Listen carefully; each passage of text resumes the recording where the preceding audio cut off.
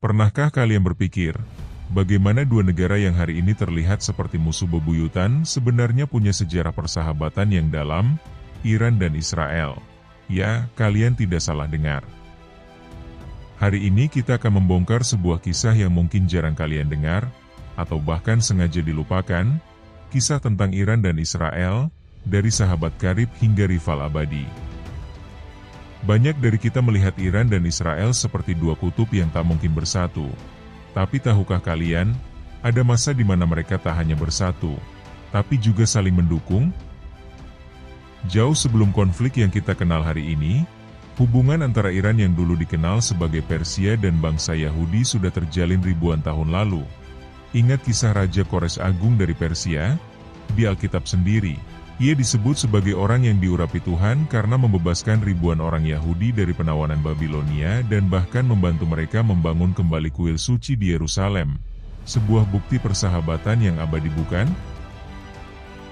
Lompat ke era modern, sebelum revolusi Islam, Iran di bawah kepemimpinan Shah Reza Pahlavi adalah salah satu sekutu terdekat Israel di Timur Tengah.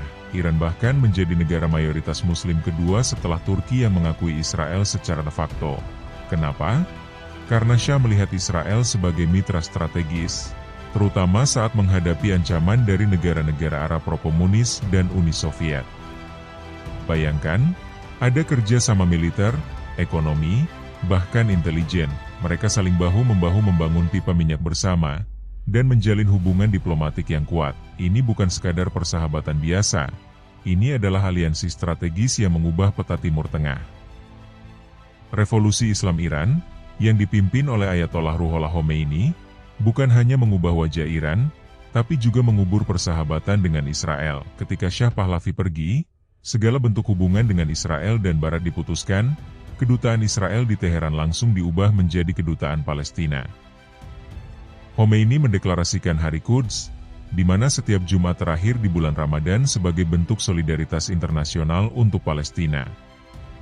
Bagi Khomeini, isu Palestina bukan lagi sekadar isu nasionalis Arab, melainkan perjuangan kemanusiaan dan Islam yang lebih luas. Iran menjadi garda terdepan dalam mendukung Palestina, sementara di sisi lain, beberapa negara Arab justru mulai menormalisasi hubungan dengan Israel. Sebuah ironi, bukan?